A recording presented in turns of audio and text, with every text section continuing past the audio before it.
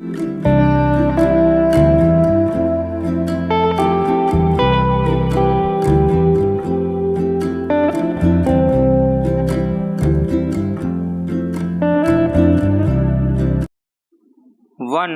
2 3 start.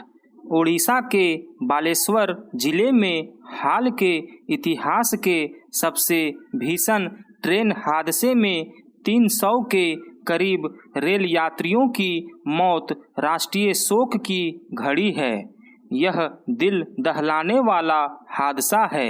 ऐसे भयावह हादसे की कल्पना भी नहीं की जाती, क्योंकि 2 यात्री ट्रेनों समेत 3 ट्रेनें एक साथ दुर्घटना की चपेट में आ गई।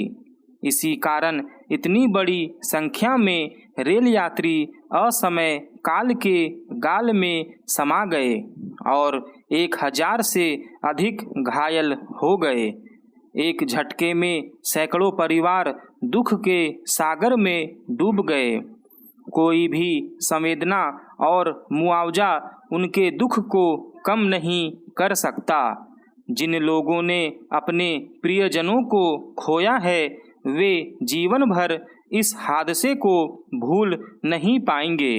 ईश्वर किसी को भी ऐसे दिन न दिखाए जैसे दुर्घटनाग्रस्त कोरोमंडल एक्सप्रेस और यशवंतपुर हावड़ा एक्सप्रेस में जान गंवाने वाले यात्रियों के स्वजनों को देखना पड़ रहा है। इस दुर्घटना की भयावहता का पता इससे चलता है कि उसने देश ही नहीं, दुनिया का भी ध्यान अपनी ओर खींचा है। अंतर्राष्ट्रीय स्तर पर शोक संवेदनाओं का तांता लगा है, तो यह स्वाभाविक ही है।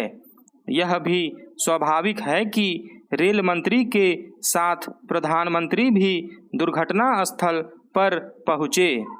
बालेश्वर में एक ऐसे समय हृदय विदारक रेल हादसा हुआ जब ट्रेनों के सुरक्षित संचालन के उपाय अपना असर दिखा रहे थे और उनके चलते रेल दुर्घटनाओं में कमी भी आ रही थी। इस भयानक दुर्घटना ने सुरक्षित रेल संचालन के सवाल को फिर से सतह पर ला दिया है।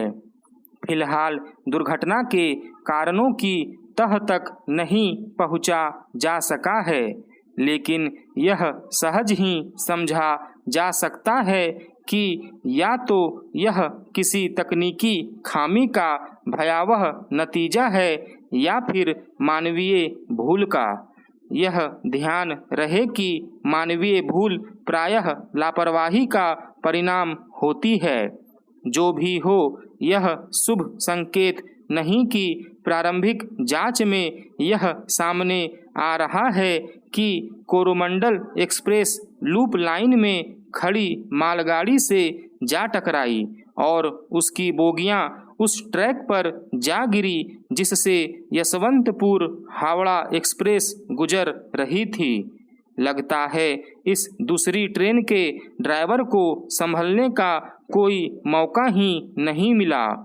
वास्तव में क्या हुआ, इसका पता जांच से ही चलेगा।